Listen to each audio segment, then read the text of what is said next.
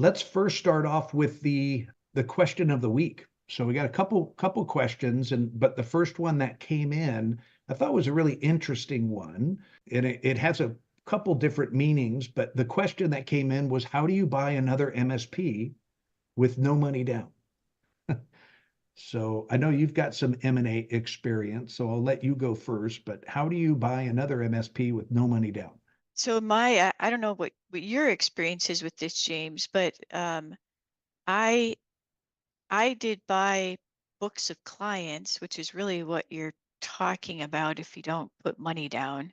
Yeah, In my MSP, I did 4 times. I bought um, groups of clients from other MSPs that were, going out of business, retiring, whatever their situations were. Um, one was a firm that just decided they didn't want to be an MSP anymore. They were doing SQL admin work, and they had these MSP clients didn't really fit with their direction. Um, anyway, in each case, there was groups of clients, and the technique that I used didn't require any money down. All I agreed to was to pay them a percentage of their revenues from those clients that they were giving me over the next 2-year period. So I gave them a percentage for 2 years.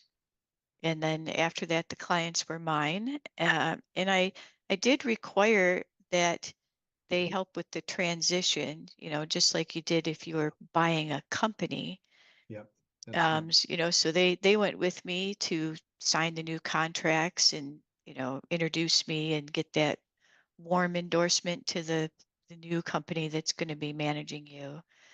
And that worked out really, really well.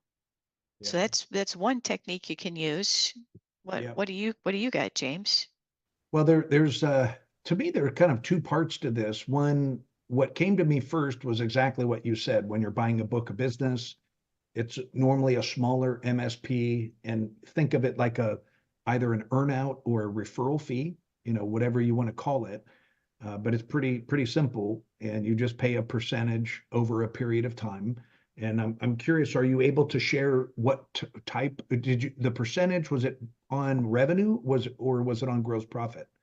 I did it on actual collections made. Got So it. Okay. so it was the revenue, but it Yeah. was actual collected revenue for Yeah, the not period. invoiced revenue. Yep. No, that's Yep. smart. That's smart.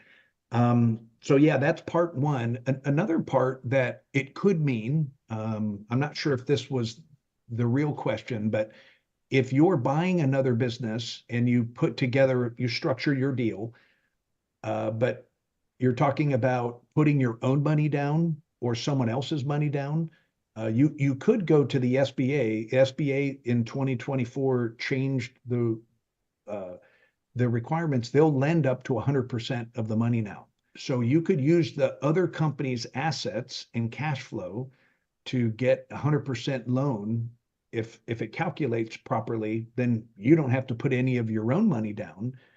It's basically, you're borrowing money from the SBA, and they'll put money down, and then you pay them back. So there's another option there. I just did a transaction just like that, believe it or not, for a company in Florida, and just this past month. So that worked out really well. But yeah, I think for those of you that are thinking about, mergers, acquisitions as a growth strategy, just like Amy said, there's a lot of people that want to get out of the business, just want to sell their book of business. Maybe a technician or two or more will come along with that, and they just want you to hire them. The more of that type of stuff you can do, the better.